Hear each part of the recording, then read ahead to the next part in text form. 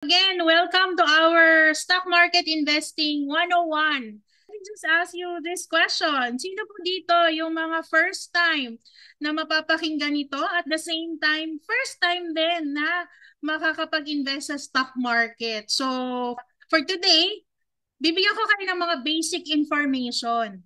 Paano nga ba tayo mag-i-invest sa stock market? Ano nga ba yung stock market investing? At ano nga ba yung mga updates na meron tayo ngayon recently na mga nangyayari sa ating merkado or with our stock market? Okay? So, hindi po ako expert, but what I'll be sharing to you would be based on my experiences. Ayan. So, hopefully po later on, as I also show you some of our portfolio, i-request ko lang po na wala po sanang mag-screenshot. Ayan. So, para lang po for our protection. Ayan. So, yan. So, let's start our training and let's make this training an interactive one. Let's use the chat box. No? If you do have question, lagay nyo lang po yan sa ating chat box. Then, I'll get back to that after the training. Or from time to time, tayo po ay sasagot ng inyong mga tanong. So, are you all ready to learn tonight? Or afternoon? Kasi may mga taga-UAE din tayong attendees.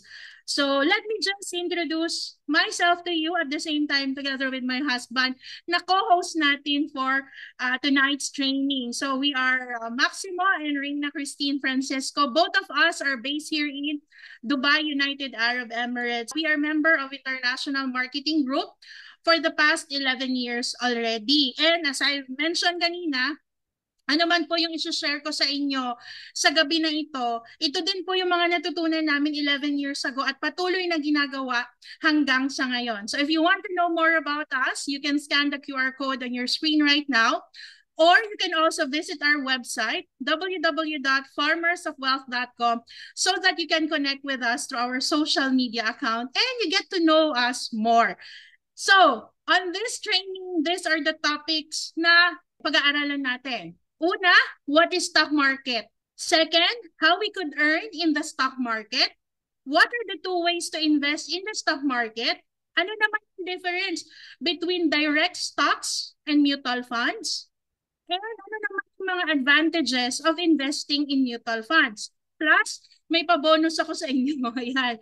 So since I just attended the stockholders meeting for Phil Equity Fund a few hours ago. So I will also be giving you stock market outlook. So ano nga ba yung sitwasyon natin ngayon with the stock market? But syempre, before we go into those stock market investing, let's always remember that as we build our wealth, and I know the reason why you're here in this training is because you wanted to build your wealth. Tama? Gusto nating makapag-build tayo ng wealth, gusto nating magkaroon tayo ng yaman, and because of that, eto, yung dapat bigyan natin ng pansin. So it's not enough that we have investment.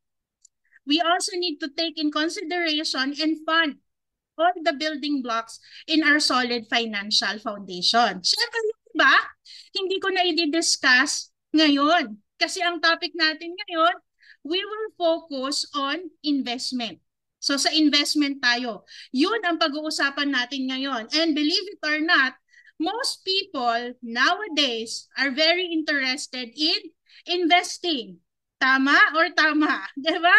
Marami interesado na ngayon mag-invest because there are a lot of people who want to make their money work for them at the same time to grow it and compound it. And the only way for us to do that is by having an investment.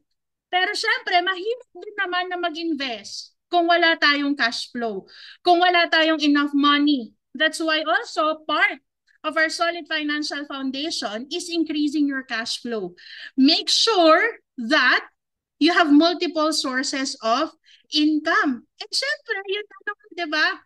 Before we go into investment, we also need to have the protection, magbayad ng utang, and also have an emergency fund. That way, pag nag-build kayo ng wealth, na-build nyo yung wealth nyo, it is really a solid one. Okay? Now, let's go to the topics na kailangan nating pag-usapan at pag-aralan. Kasi alam ko excited na kayo lahat. So ngayon, Tanong, anong stock market? The stock market, by definition, is where investor buy and sell shares of companies. So ito yung pinakapalengke pag gusto nating bumili ng mga shares ng mga kumpanya. Anong mga kumpanya yan? Jollibee, BDO, BPI, at marami pang iba. So does it mean kapag gusto ko magkaroon ng shares niyan, pupunta ba ako sa branch ni Jollibee at doon ako bibili? Hindi po.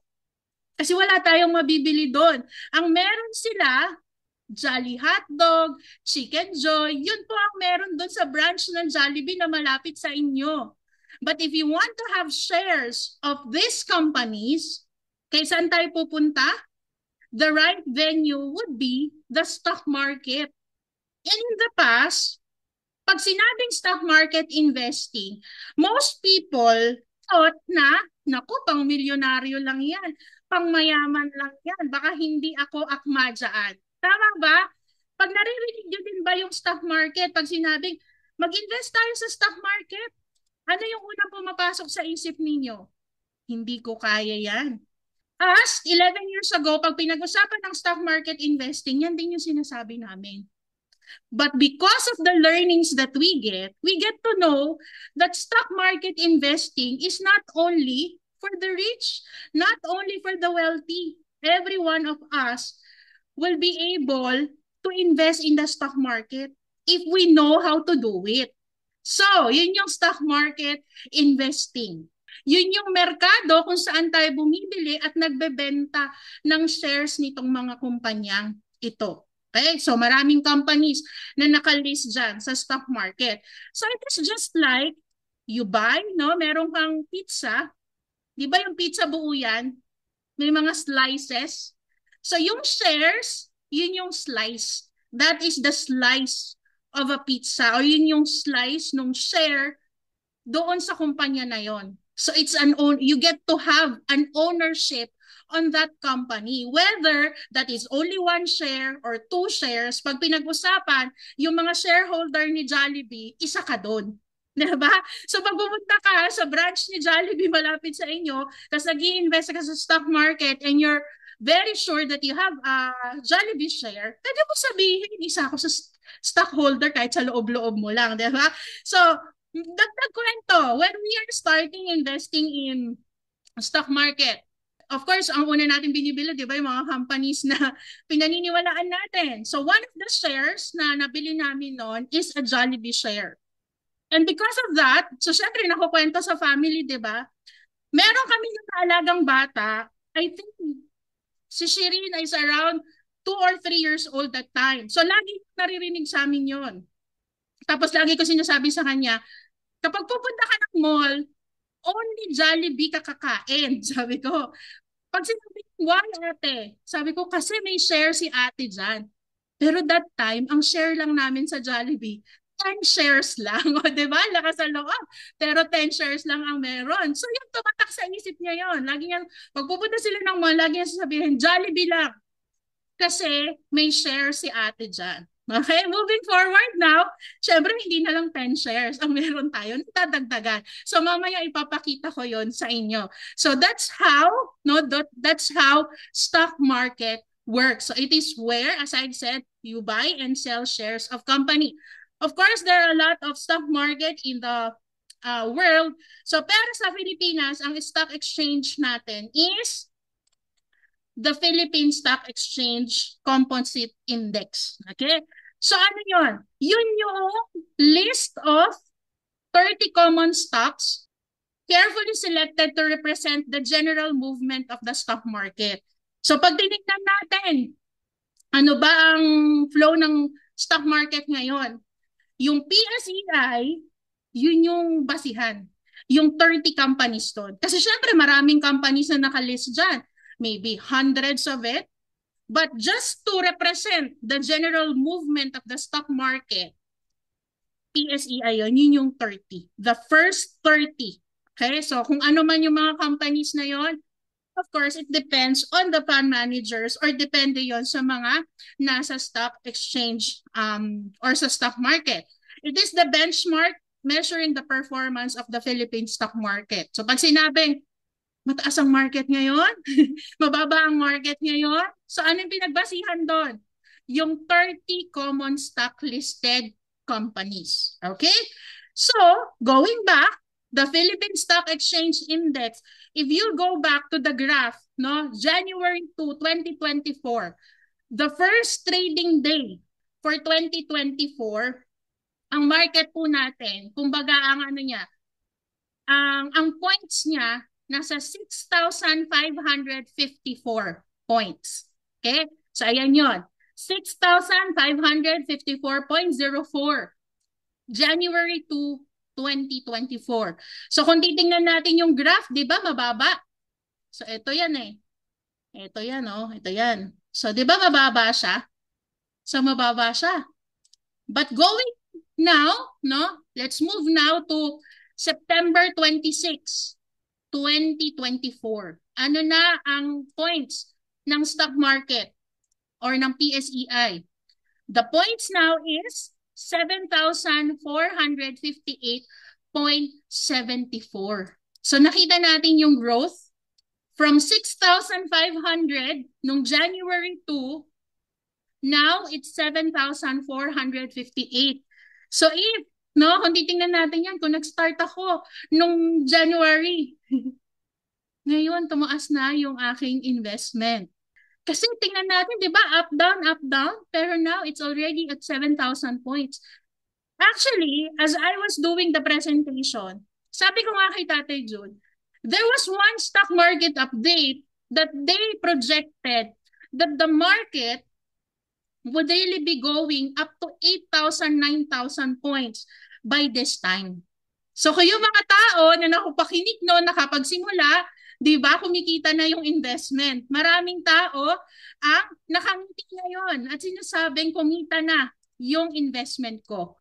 Meron ng gain yung investment ko. But for others, sabihin, di ba, sayang, hindi ako nakapagsimula. But it's never too late. You can always start it. Okay? Now, let's see yung gain, yung year-to-date natin. Wait lang. Yan. So, January 2, 6,554. September 26, 7,458. So, actually, the year-to-date is nasa 13.8%. So, yun yung itinaas na ng merkado. Tataas pa ba siya? Possible. Diba? Bababa ba siya? Possible. Pero ano importante? Ang importante, kapag tumaas siya, kasama yung investment natin na tumataas, kung bumababa siya, magdagdag tayo para, di ba, mas nadadagdagan yung investment natin. Ngayon, what are the two ways to earn in the stock market? So there are two ways. One is price appreciation. Ano yung price appreciation na tinatawag?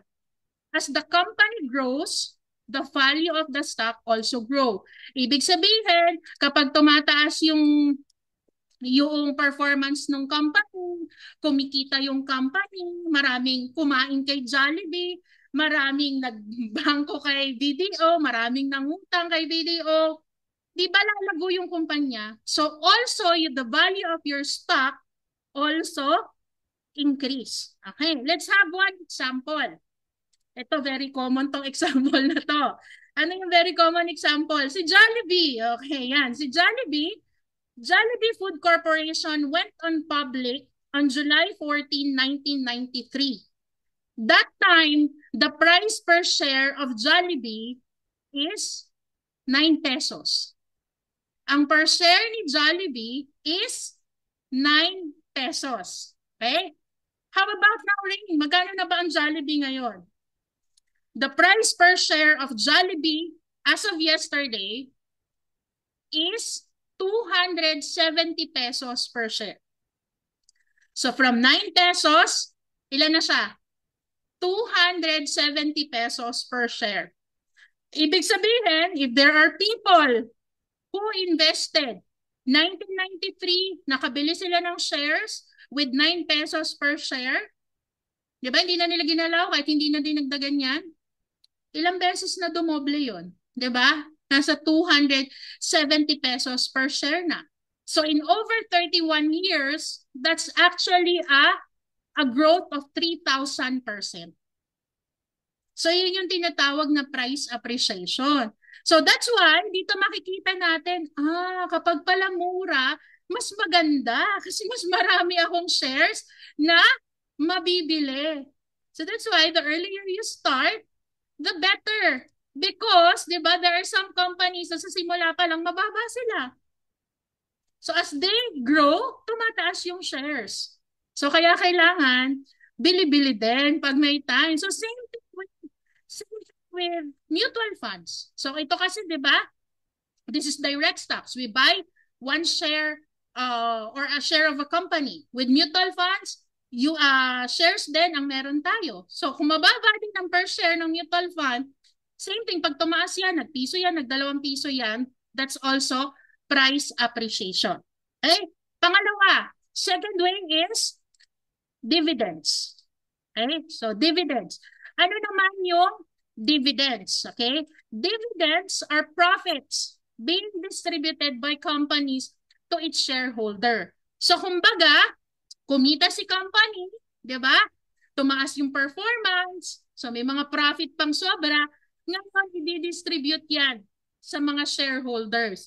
Ibig bang sabihin rin, kahit isa or dalawa lang yung shares ko, would I still benefit from the dividends? Yes. Okay? So these are some of the sample of our dividends. So alam ko medyo maliliit. Iyan, i-zoom in nyo na lang. Pero, ang pinaka-recent dyan is itong Metrobank, MBP, Metropolitan Bank and Trust Company. So per share, they give 1 peso and 50 centavos na dividends. So let's say meron kaming 380 shares. So we have 380 shares of Metrobank. Multiply natin ng 1.50, di ba?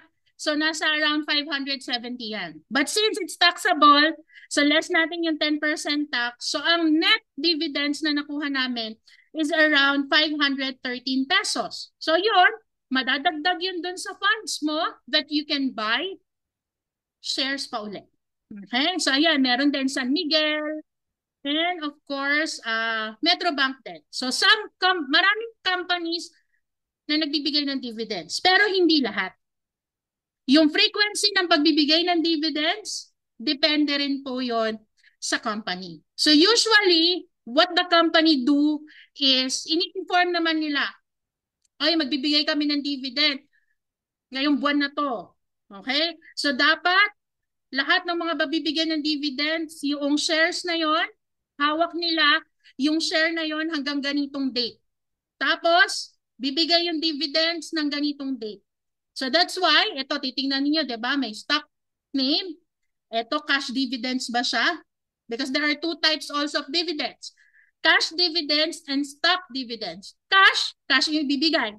Stocks is depende doon kung ilang stocks naman yung ibibigay mo. So madadagdag yun sa number of shares mo. Then, rate is 150 or 1 peso and 50 centavos per share. Depende rin yan. So, itong San Miguel, merong 35 centavos. Yan. So, then, ang ex-date?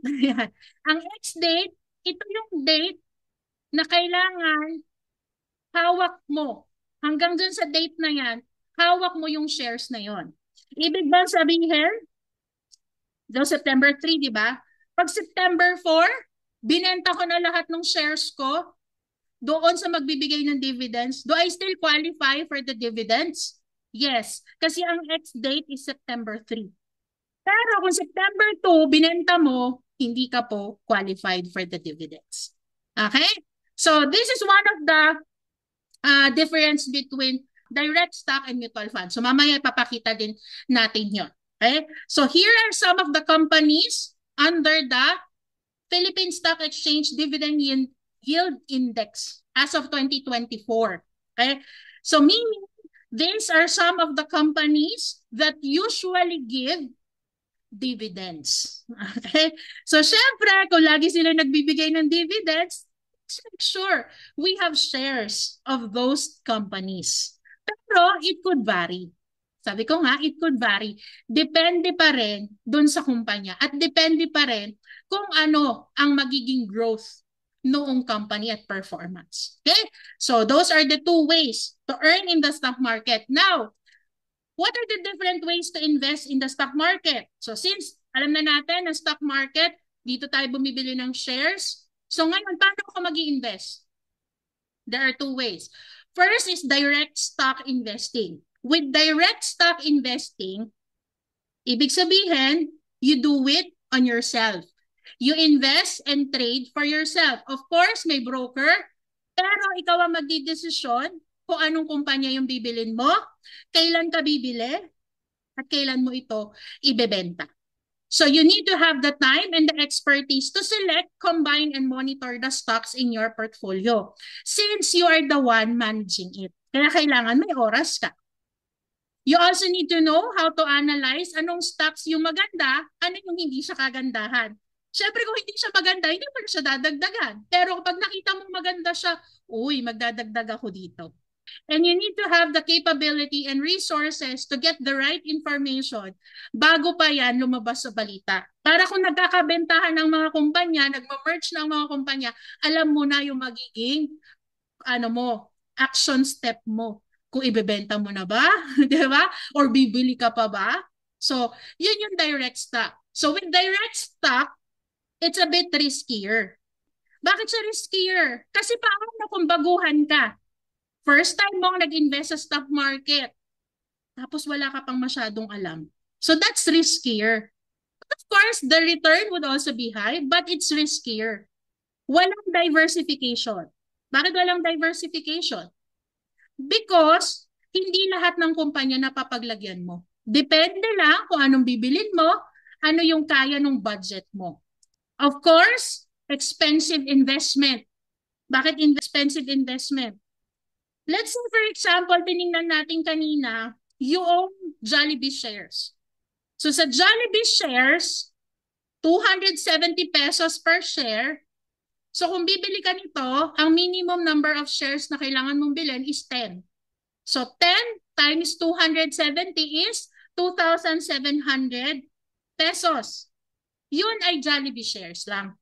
Paano kung gusto mo din bumili ni PLDT, ni Globe, ni BPI, ni BDO, ni Cebu Pacific? So kailangan mo ng mas malaking halaga. Because aside from the fund para pambili mo ng shares, meron din tayong mga transaction charges. May mga transaction costs yan. Every time we buy, every time we sell, meron siyang transaction cost. So that's why it's higher transaction cost. Pero you have a more control on your stock selection and thus on your investment. So of course, marami namang broker or platform that we can use for our direct stocks. Okay? Marami tayong pwedeng gamitin na mga platform. But of course, as part of International Marketing Group or IMG, ang platform po na ginagamit natin is the MyTrade. MyTrade by Abacus Securities. Okay? So if you want to open an account with MyTrade by Abacus Securities, you can go in with your IMG members portal. Nandun na po. May link na doon for us to open our account. And syempre, kailangan yung pondohan yon. So, depende na rin kung anong mga companies yung plano nyong bilhin. But, syempre, here are some of the companies na pwede natin bilhin. PLDT, BDO, Metrobank, BPI, Jollibee. Huwag niyo kakalimutan yung Jollibee. Ayan. So, lagi niyo maririnig yung Jollibee sa akin ngayon. Kasi, di ba siya yung pinaka-common na stocks or share na nabibili natin? Or kung mahilig ka naman uminom, edi San Miguel. Ayan. So, ano yung mga basic requirements that you should be having as you do direct stock investing? Una, you need to have the time. Kailangan may time ka na aralin yung mga stocks na yan, yung mga nangyayari sa stocks na yan. So, kailangan mong ma-monitor. E, paano kung busy ka? Anong gagawin, diba? So, kailangan may time tayo. Pangalawa, you need to be an investment savvy. Having that some sort of information in terms of investment. Bakit? Kasi 'di ba ikaw ang magmo-monitor ng iyong stocks, ikaw ang magko-control, ikaw yung titingin, bibili ba ako nito or hindi. Kasi kung hindi, papaano pag down ng market? May sikmura ba tayo na tingnan na pulang-pula yung portfolio mo? Kumbaga, hindi ka ba maha-high blood pag nakita mo yung portfolio mo na negative 20,000 na negative 30,000 na? Kailangan handa tayo sa ganun. That's why you need to be an investment savvy. Because once you become an investment savvy, you know that there are risks that you can encounter that. Pero take note, hindi naman nawawala yung investment natin. Kasi nandun pa rin naman yung shares. The market would always be going up. And then third, bigger amount of money. We need to have a bigger amount of money. Why? Because hindi naman tayo pwedeng bumili ng tingi-tingi. Di ba sa tindahan, pwede kang bumili ng, pabili ako ng 10 pisong asukal. O, di ba? O isang takal na asukal. Sa stock market po, meron tayong tinatawag na board lot. Yung board lot, this is the number, the minimum number of shares that we could buy from a certain company.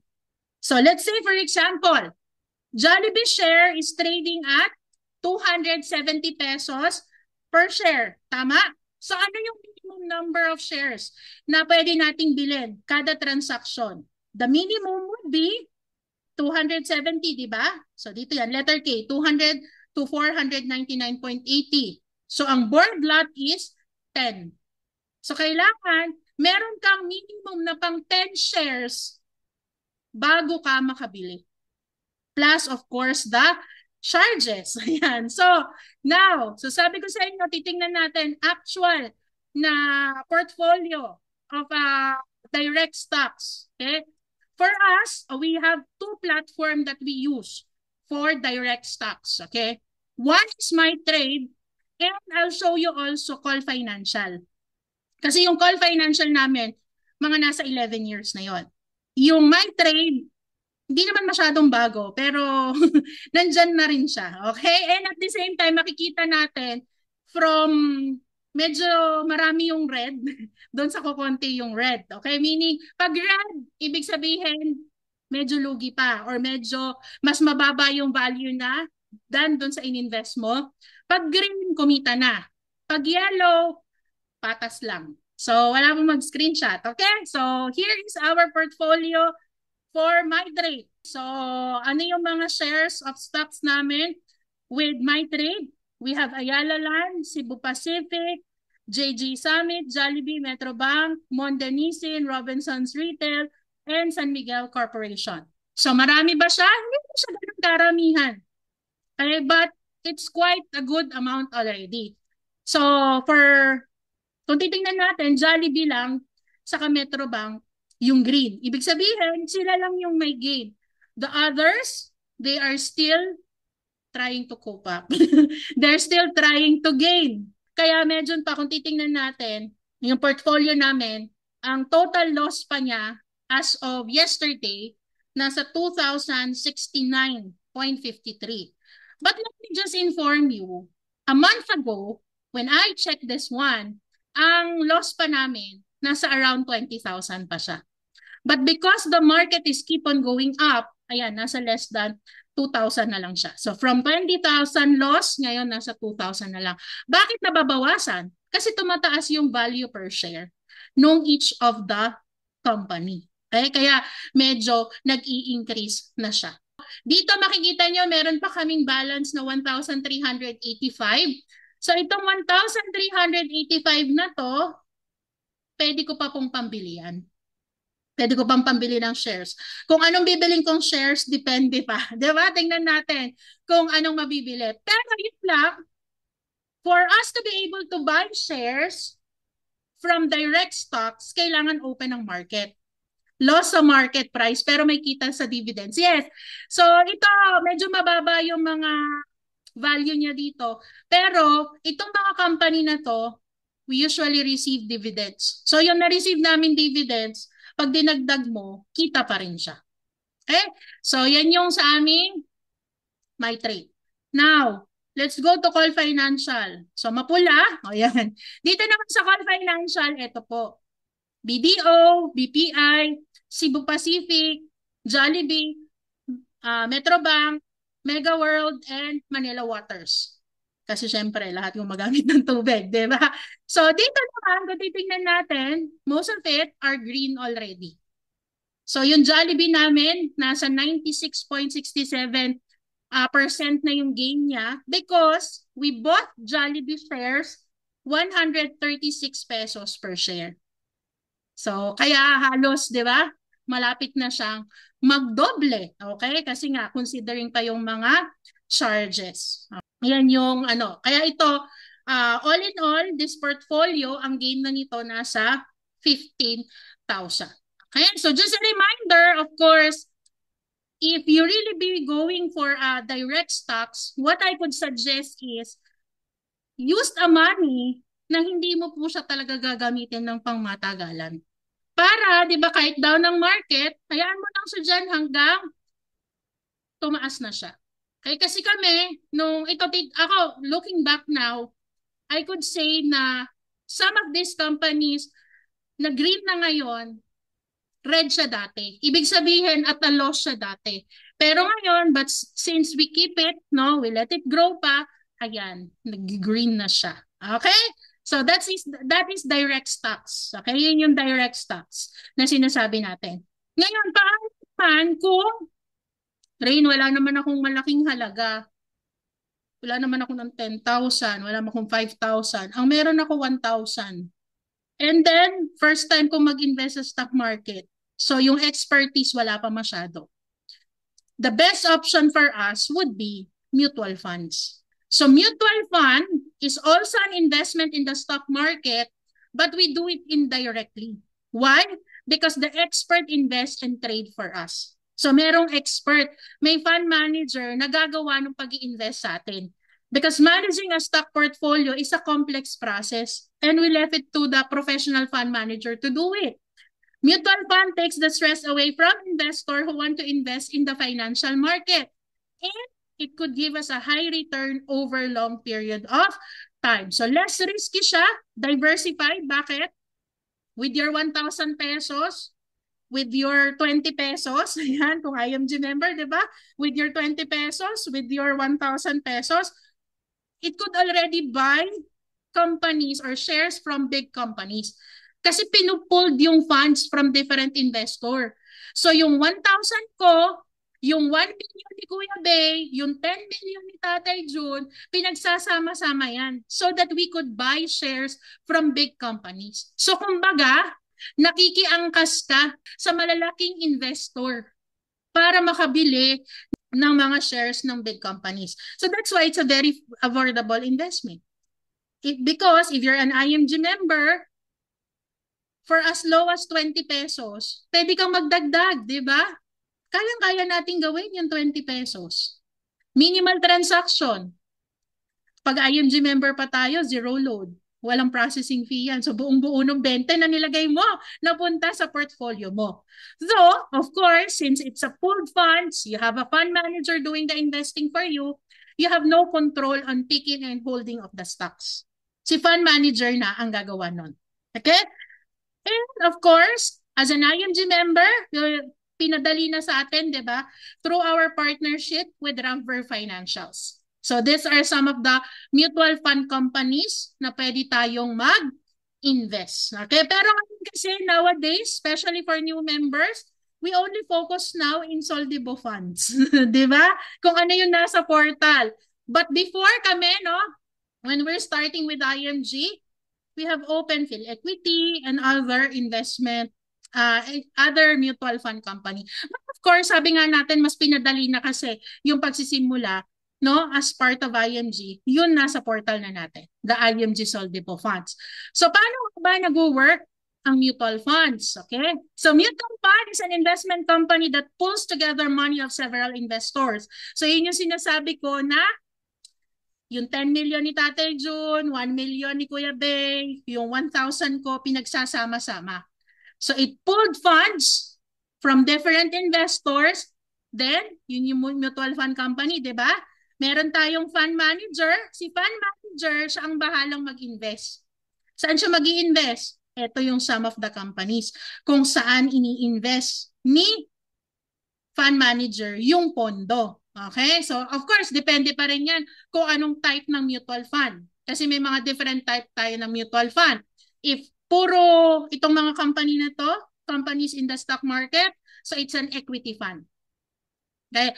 If naman government, sa government siya ini-invest, so it's bond fund. So mas conservative. If it's a combination of both, it is balance fund. Okay? So, of course, pag kumita mag-generate ng return, yung return kanino mapupunta? Mapupunta siya pabalik sa investors. So yun yung ngayon nanginingitian natin kasi tumataas na yung value ng ating mga mutual fund.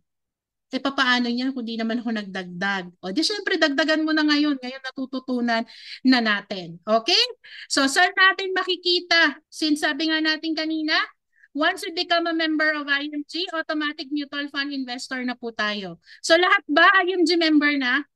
So kung IMG member po tayo at hindi nyo pa ito nakikita sa portal nyo, after this training, open nyo yung portal nyo. Nandun po, IMG Soldebo Funds. So it's a mutual fund that we have. May initial investment na po yan na 1,000 pesos.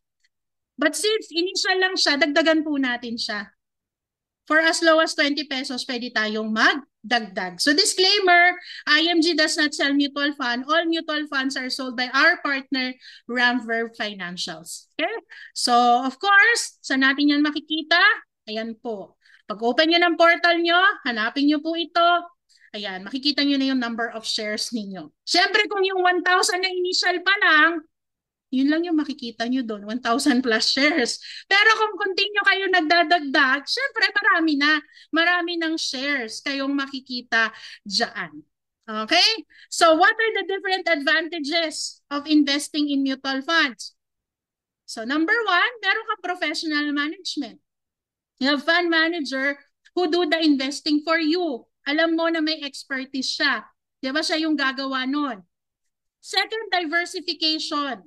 Meaning, your money is not only invested in one company. It is invested in more companies na kumbaga sakop niya yung different industry sa Pilipinas. Merong banking, merong services, may real estate. So diversified. Naglagay kang 1,000, lahat yon nabibilan natin. So parang kumbaga nasa karera ka ng kabayo. Usually, di ba, pag nasa karera tayo ng kabayo, 1 kabayo lang tatayaan mo. Tama. Pero kung gusto mo talagang manalo, sure kang mananalo, tayaan mo lahat. Di ba? Kasi at the end of the game, at the end ng karera, sure panalo ka kasi lahat ng kabayo tinayaan mo. So same thing, if you want to have a sure game, no, tayaan mo lahat ng kumpanya. And you'll be able to do that if we're investing in mutual fund. Second, liquidity. Ito madalas tong tinatanong, di pa nagsisimulang mag-invest. Pwede ko po bang i-withdraw? Pwede ko po bang kuhanin agad yung gain? Our investment in mutual funds is very liquid. Ibig sabihin, anytime we can convert it into cash. Depende na lang kung ano ang value ng market or yung performance ng market nung nagre-redeem ka. Kung medyo mababa, ay mababa yung value. Kapag medyo mataas, katulad nyo, yung medyo mataas, di ba? Accessible and affordable. So if you're an IMG member, you can access your mutual fund account through your members portal. If you're an IMG member, you can top up or you can add for as low as 20 pesos. Because actually, if you're not an IMG member, you go directly with this mutual fund company. Ang minimum investment po for some mutual fund company, yung dagdag lang yung dagdag lang. Yung iba nasa 500, nasa 1,000. But if you're an IMG member, thank you for being part of IMG. Ayan, 20 pesos lang ang additional investment natin. Kaya ba? Kaya ba yung 20 pesos? Kaya, di ba? O, kung nakakagastos po tayo sa ibang bagay ng mas malaki pa sa 20 pesos, you can also do and put something into your investment. Next is safety. Mutual fund companies are regulated by the Securities and Exchange Commission. So may mga certain requirement po si SEC that they need to comply. Hindi po pwede na lahat ng pondo nasa real estate lang. The maximum that they could do is 10%. At dapat laging may cash. Bakit? Yung cash kasi ginagamit yan for redemption ng mga investor. Then, the NAVs is already net of tax. So what you see on your statement account, when you redeem it, it's the same thing. Wala na pong bawas. Wala nang bawas na tax. So hindi na po siya tinatax. So those are the advantages of investing in mutual fund. So, are you learning so far? Marami ba kayong natututunan? O baka natutulog na kayo, ha? Yan. Hindi naman ito mahaba. Okay? So, nakakalahati na tayo actually. Yan. Sabi nga natin, with direct stocks, may mga transaction costs. Even with mutual fund, meron din tayong tinatawag na entry fee or sales load. Yung entry fee or sales load, this is the charge or processing fee that they charge every time na nagdadagdag tayo sa mutual fund. Okay, so ito, chinek ko ito. This is our very first confirmation notice sa PhilEquity Fund. Ayan. So this is dated January 28, 2014. Okay, so ilan na yan? More than 10 years. So yan, more than 10 years. So ito po yung sales load. Oh. So naglagay ako ng 10,000 pesos. Hindi lahat ng 10,000 pesos napunta sa investment. Bakit? Kasi may bawas pa siya na 3.5% na napunta sa sales load. So ilan yung napunta doon sa aking investment? It is only 9,650 ang napunta doon sa aking investment. So that time, ang NAVs per share ng PhilEquity is 29.4277. So yung 9,650 divide mo ng 29.4277, ang total shares na nabili ko that time is 328 shares. Okay, so yan yung naging ownership ko dun sa mutual fund nung time na bumili ako niyan. So yun yung merong sales load. Eh what if walang sales load? Kapag walang sales load, so hindi natin ibabawas yung 3.5% or yung 350, dapat nasa 340 shares ang meron ako. But because may sales load, yung 12 shares na wala. Okay? Napunta siya saan siya napunta? Napunta siya sa sales load or sa transaction cost. Moving forward now, after 10 years, kahit hindi na ako nagdagdag, hinayaan ko na lang dyan yan, diba? Ngayon po, ang PhilEquity is, ang per share niya is 39.2187. 39 pesos and 21.87. So parang tumaas siya ng mga nasa 10 pesos per share. O mga nasa 9. Okay? So kung i-redeem ko ngayon, yung investment ko, yung 328 shares, nasa 12,863. Kumita ako ng mga around 2,800. Fair enough, 'di ba? Kahit merong sales load, kumita pa rin. Okay? Pero kung may sales load, kung di ako nagbayad ng sales load, mas mataas yung posible kong kinita. Tama? See how the sales load affect our investment. Hey, what if itong sales load na to, that is only one transaction? What if every month naglalagay ka, then every month may bawas na sales load? Nakita nyo ba kung gaano kalaki yung sales load or yung part nung ini-invest natin na napupunta lang sa sales load? That's what I'm trying to show to you. Kasi actually, when I total yung lahat ng sales load na nabayad namin, before pa nagkaroon ng benefit ang IMG na zero load, okay? Nasa around 4 to 5,000 na po ang nailagay sa sales load. Ganun siya kalaki. So, di ba sayang? Eh, what if yung 4,000 or 5,000 na yun, nabili din siya ng shares? So, nakadagdag yun sa posibleng ika-grow nung investment mo. Posible ba na walang sales load?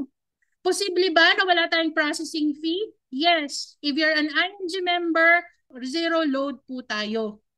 Ibig sabihin, naglagay ka ng 20, naglagay ako ng 100, naglagay ako ng 10,000, buong-buo yun, mapapambili ko ng shares. Wala na siyang processing fee. Okay?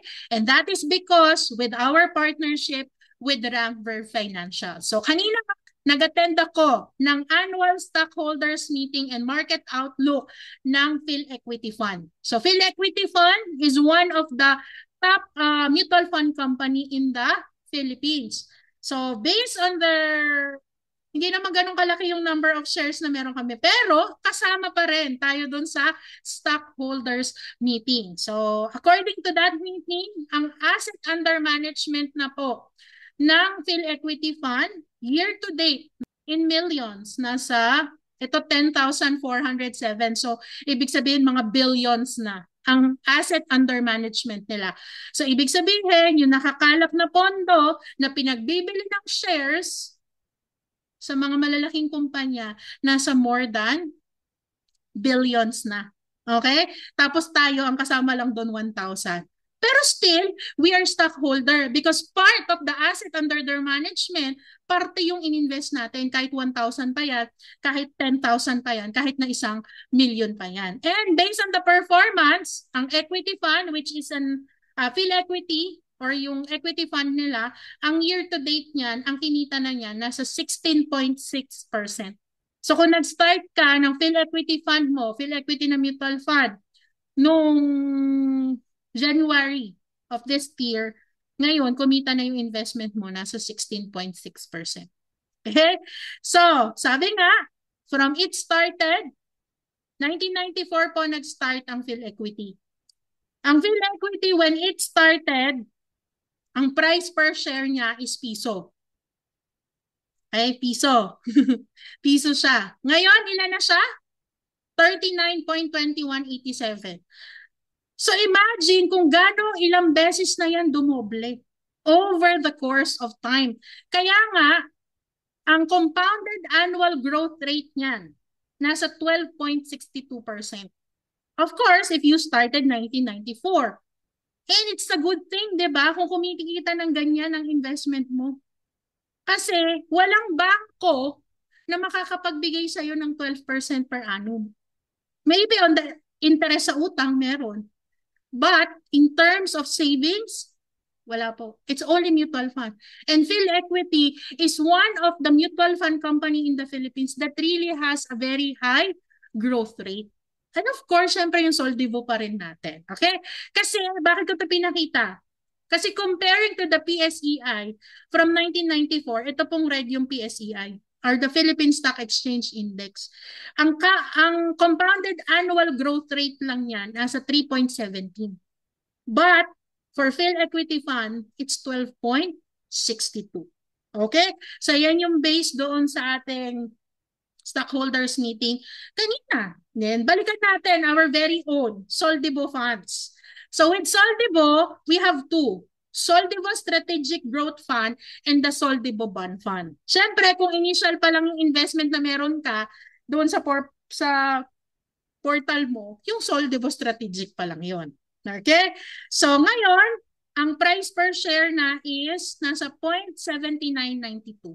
Hindi ko na po in-screenshot lahat yung aming individual transaction sa portal nung aming Soldivo. Why? Kasi everyday po kami nagta-top up. We've been doing the daily top up for the past ilang days na? 1,027 days na ba? Pwede bang paki-confirm kay Tatay Jun? 1,027 days na ba o 28 days na? Yung pagta-top up namin. So kung ilalagay ko po lahat ng screenshot, ay masyadong marami tayong slides na titignan. Okay? So ang screenshot ko na lang is from September 1 to September 27. Yung September 22 to September 27 for booking pa siya. So, ibig sabihin for processing. Ayan, huli pala ako. 1,030 days na pala. O, 1,030 days. So, with that, nakapag-accumulate na po kami ng total of 341,096 shares. So, yun na yung shares na meron kami, no, with our Soldivo funds. Ang tanong, Mansi ba yung inilalagay nyo? Hindi po. Usually, our top-up ranges from 100 pesos, 200 pesos. There was even a time na ang top up namin nasa 20 pesos. But, itong number of shares na to, it has been accumulated over the past 1,030 days. So, if you keep on doing it, di ba, makukumpleto na rin po nyo yan. Kasi kami din, nagsimula lang din sa 1,000 shares, doon sa 2,000 shares. Then, you just challenge yourself that, by this year, I'll finish 10,000 shares. Ganon. So, bakit daily? Kailangan ba daily? Hindi ba pwedeng monthly? Pwede po. Actually, that's the good thing about investing in mutual fund. You can add anytime. Okay? Pwede tayo mag-add anytime. Pero bakit namin siya ginagawa daily? First reason is for us to maximize the up and down of the market. Kasi kung up and down ng market, araw-araw kang naglalagay, you maximize it. Kung mababa ng market, marami akong shares na mabibili. Kung bukas, bigla siyang tumaas, lahat ng nabili ko ngayon, plus yung bibilin ko bukas, tumaas na siya. Diba? Though, yung araw na tumaas siya, medyo konti lang yung mabibili kong shares. So, na-maximize natin siya. Comparing tong sa once a month ka lang maglagay, diba? Or once a year ka lang maglagay, or once every 10 years ka lang maglagay. So that's why we do it. Second reason is for us to develop the habit. Kasi wala po tayong ng habit na yon. Wala tayong habit na mag-save, wala tayong habit na mag-invest. Diba? So kailangan natin i-develop yung habit na yon. Kapag naging habit mo na siya, hahanap-hanapin mo siya. Tama? Para lang po yan paliligo, pagtututbrush. Imagine niyo, di ba? Maghapon na hindi ka pa naliligo, hindi ka pa nagtututbrush. Di ba ang bigat-bigat ng pakiramdam mo? So same thing, ganun din po, gawin natin siya sa pag-i-invest. Ngayon, ang tanong, ito madalas tanong naman to ng mga tao eh, paano ko makikita yung growth ng investment ko? Paano ko ba makikita kung magkano nang kinita ng investment ko? Okay, ganito po. How to compute your earnings?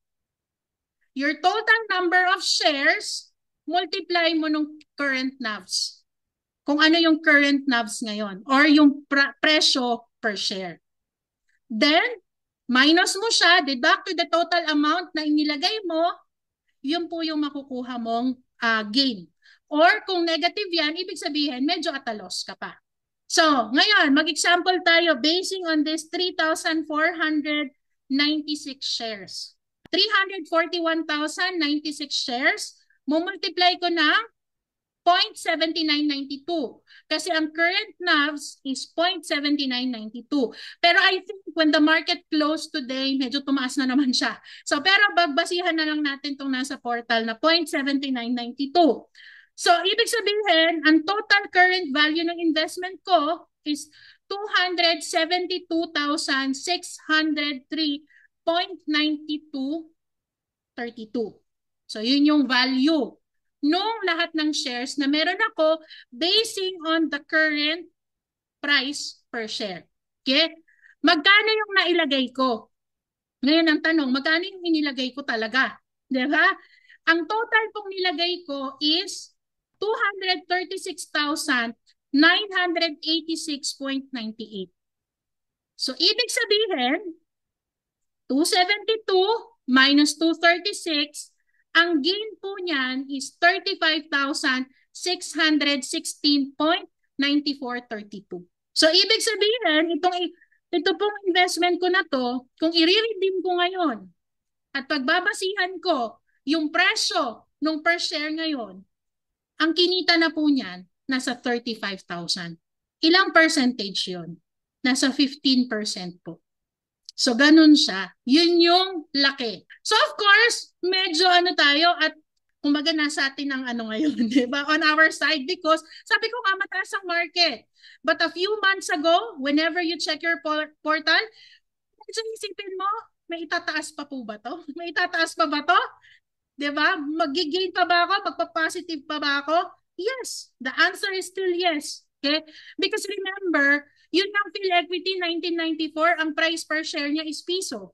Ilan na ang price per share niya ngayon? Nasa 39 pesos per share na siya. So the Soldivo can have the same scenario, pwede rin siyang mangyari dyan. Pero syempre, mararamdaman natin yung gain kung patuloy tayong nagdadagdag. Kung yung 1,000 pesos na initial lang din pa lang ang laman ng investment mo, hindi mo masyadong ramdam. Kaya kailangan dagdag-dagdag din, di ba? Kapag may time. Ito yung year-to-date na graph ng ating Soldivo Strategic Growth Fund. So this is an equity fund. Remember, for an equity fund, the risk is high, but the return is also high. Kasi relative naman ang risk and reward. Pag mataas ang risk, mataas din ang reward. Pag mababa ang risk, mababa ang reward. Okay? Pero ang tanong, paano ko i-manage yung risk? The only way for you to be able to manage your risk is to learn, attend trainings, okay? Para na ma-manage natin yung risk. So anong year-to-date natin ngayon? Ang year-to-date is 16.54%. So kung nag-start ka ng January, di ba? At di ka na nagdagdag, ang kinita pa rin ang investment mo, 16.54. So just to give you a quick overview ng ating Soldivo Strategic Growth Fund. So Soldivo Strategic Growth Fund, ang inception date niyan. So kung kailan siya nagsimula, October 8, 2014. Okay, so magti-10 years na po ang Soldivo Strategic come this October. Okay, so this is the fun fact sheet of Soldivo as per August of 2024. As of August 30, 2024, ang asset under management nila is, ayan, hindi ko na po alam basahin yan. Billions na yata ito. Billions, okay? So, yan. So, mga nasa 3 billion na yung ano nila. So, in terms of allocation, 94% is being invested to equities, meaning to big companies. Then the 5% would be into cash and cash equivalents. Of course, as I've said, for redemption. So here are ito yung distribution ng per sector: property, holding firms, banks, transportation, consumer, and others. Okay? Ito naman yung top 10 holdings kung saan ini-invest. Kasi usually tinatanong yan eh. Talaga ba mag-invest ako sa Jollibee pag nag-invest ako kay mutual fund? So these are the top 10 holdings that whenever you invest in Soldivo, yung 20 pesos na inilagay mo, ito po yung top 10 companies kung saan inilalagay. Meron kang International Container Terminal Services, SM Prime, Ayala Land, SM Investment, BPI, Ayala Corp, BDO, Jollibee, Metrobank. Ayan. So kung mapapansin niyo, di ba, may similarities ba yung nasa top 10 holdings ng Soldivo at doon sa meron kaming share sa direct stocks? Meron, di ba? May mga similar shares. Because we also believe on those companies. So kaya, syempre sa direct stocks, sila din yung mga kumpanya na kung saan nag-invest kami. So ano yung mga additional notes natin?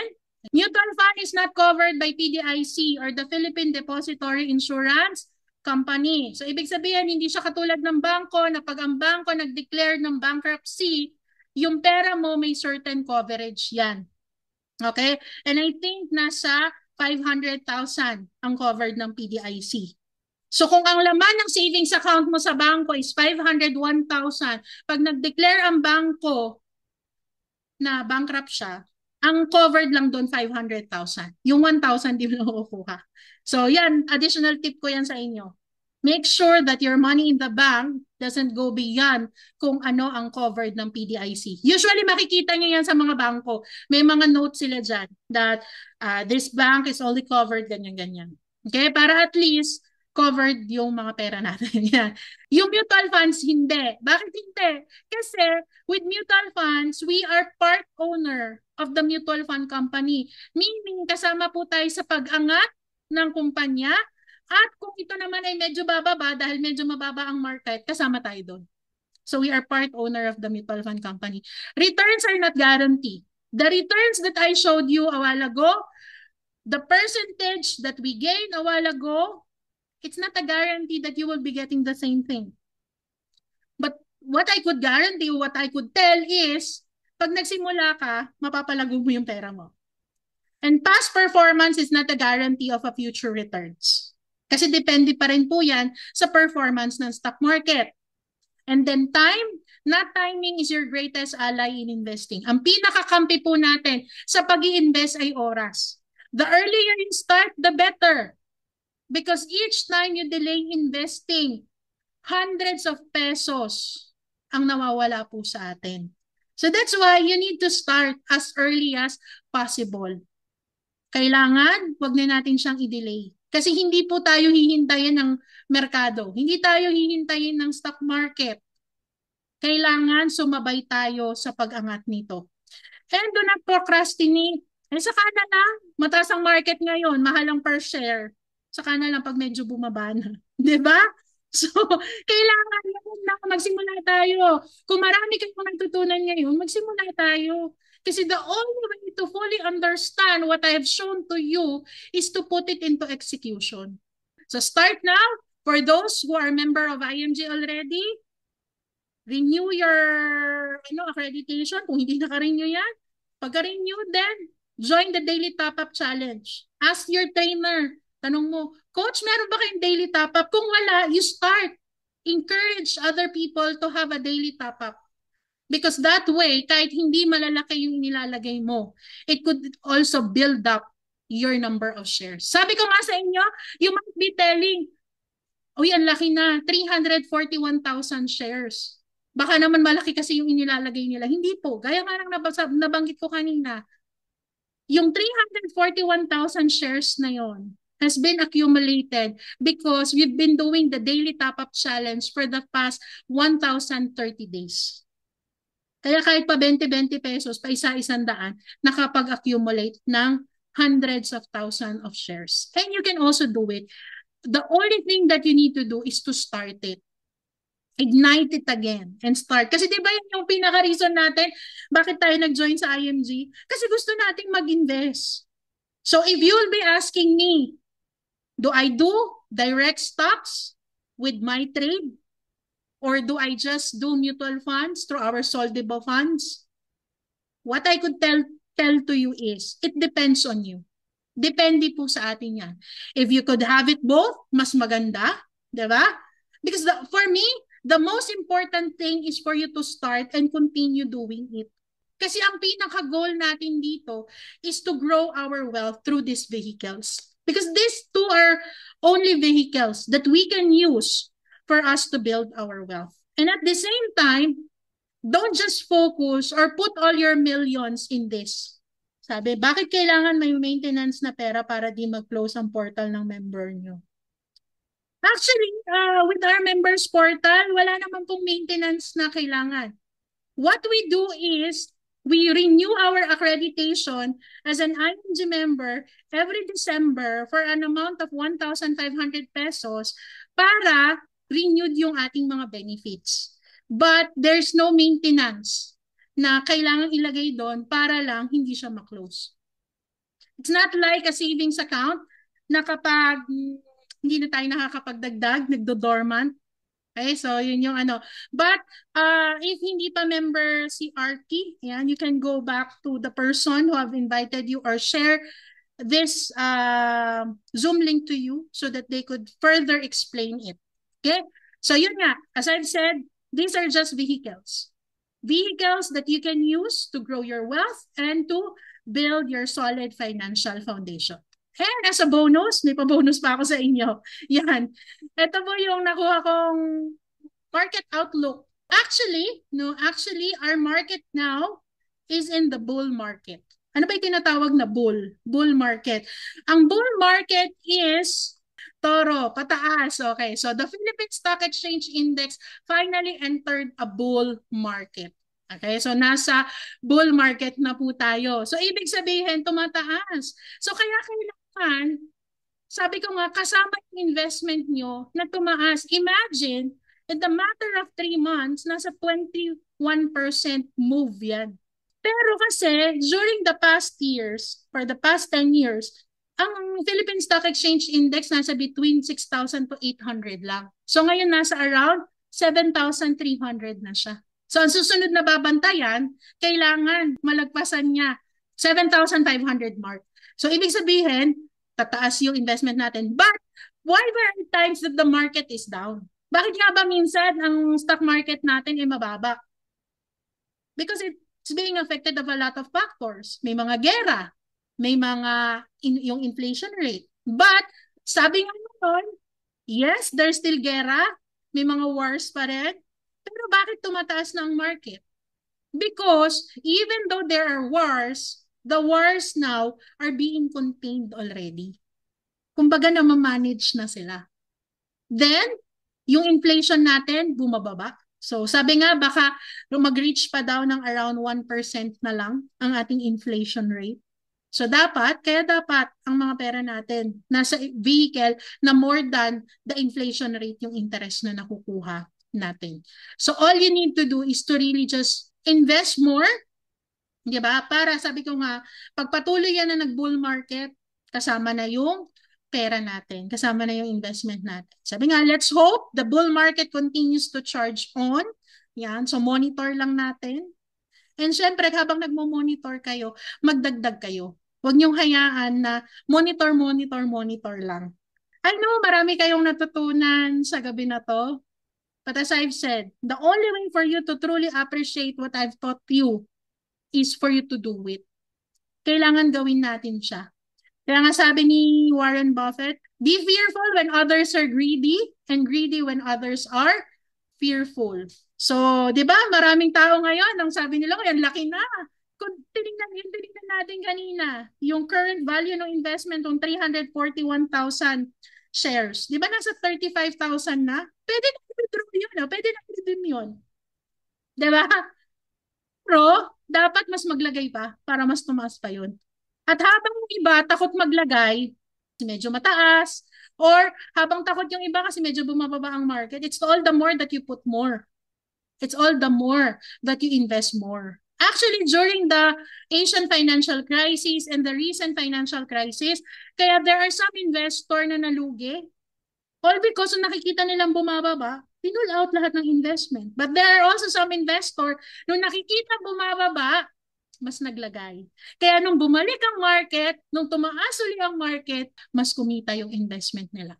Kaya lagi natin tatandaan tong sinabi ni Warren Buffett. Be fearful when others are greedy and greedy when others are fearful. So I hope marami kayong natutunan sa gabi na to. It is just a very simple presentation. Maaaring yung iba sa inyo mas marami pang mas alam or mas bihasa pa, di ba? But what I could tell is, sabi ko nga, kailangan natin siyang gawin. At mas maganda na nare-reinforce tayo ulit, nare-remind tayo nitong mga simpleng bagay na to. Because those simple things will be the one that could help you grow your wealth. So thank you so much, everyone. Again, this is your Nanay Ray, and I'm proud to be part of IMG. Thank you so much, everyone.